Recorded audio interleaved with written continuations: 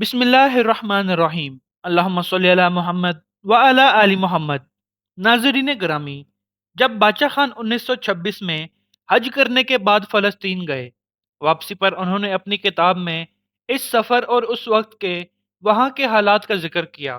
ایسے ہی حالات بتاتے ہوئے باچا خان لکھتے ہیں کہ میں وہاں بیت المقدس میں گھومتا پھرتا تھا اور لوگوں سے معلومات لیتا اور ہوٹلوں میں عربوں کے ساتھ فلسطین اور عربوں کے مستقبل پر بحث کرتا تھا۔ آپ لکھتے ہیں کہ میں نے دیکھا کہ فلسطین میں وہاں کے رہنے والے دھڑا دھڑ زمینیں یہودیوں کو بیچ رہے تھے اور یہودی پوری دنیا سے آ کر وہاں زمینیں خرید خرید کر آباد ہو رہے تھے۔ میں بڑا حیران ہوا کہ مقدس سرزمین جسے بڑی جنگوں اور مصائب کے بعد صلاح الدین ایوبی رحمۃ اللہ علیہ نے صلیبیوں سے فتح کیا تھا اور ترکوں نے اسے سنبھال کر رکھا تھا، اسی زمین کو مسلمان دھڑا دھڑ یہودیوں کو کیوں بیچ رہے ہیں؟ ایک دن چند فلسطینیوں سے میری بحث ہو رہی تھی۔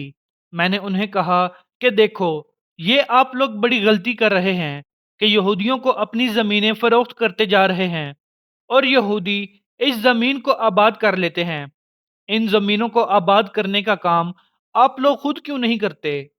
میں نے یہاں جو زمین آباد دیکھی ہے، یہاں بنگلہ باغیچہ اور پانی کا انتظام ہو، وہ زمین یہودیوں کی ہوتی ہے، اور جو زمین بنجر ہوتی ہے وہ مسلمانوں کی ہوتی ہے۔ یہودیوں نے فلسطین میں چھوٹے چھوٹے خوبصورت گاؤں بسا لیے تھے اور مزید بھی بسا رہے ہیں، اور آپ غفلت کی نیند سو رہے ہیں۔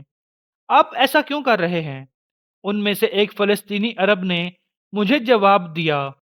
اس نے مجھے جواب دیتے ہوئے کہا، یہ صدی تو آخری صدی ہے، ہم اپنی زمینیں یہودیوں کو اس لیے فروخت کر رہے ہیں کہ کیونکہ اس صدی کے بعد تو امام مہدی نے آنا ہی ہے اور یہ ساری زمینیں ہم دوبارہ سے یہودیوں سے چھین لیں گے۔ فلسطینی مسلمان اپنی زمینیں اس لیے یہودیوں کو بیچ رہے تھے کہ انہیں بتایا گیا تھا کہ چند سالوں تک امام مہدی علیہ السلام نے آ جانا ہے، اور حدیث نبی صلی اللہ علیہ وآلہ وسلم کے مطابق مسلمان امام مہدی علیہ السلام کے ساتھ مل کر بیت المقدس کو فتح کر لیں گے۔ جب مشرق کی جانب سے فوجیں چلیں گی اور وہ امام مہدی علیہ السلام کی حکومت قائم کریں گی، اور پھر امام مہدی علیہ السلام کا نزول ہوگا اور پھر ایک بہت بڑی جنگ ہوگی جو کہ یہودیوں اور مسلمانوں کے درمیان ہوگی۔ یہ وہی جنگ ہوگی جس کے اندر حضرت عیسیٰ علیہ السلام دجال کو مار دیں گے، اور پھر سے یروشلم مسلمانوں کا ہو جائے گا اور امام مہدی علیہ السلام کی قیادت میں یروشلم دوبارہ سے فتح ہوگا۔ باچا خان لکھتے ہیں کہ نہ جانے امام مہدی علیہ السلام کی اسی صدی میں آنے کی گارنٹی انہیں کس نے دے دی تھی۔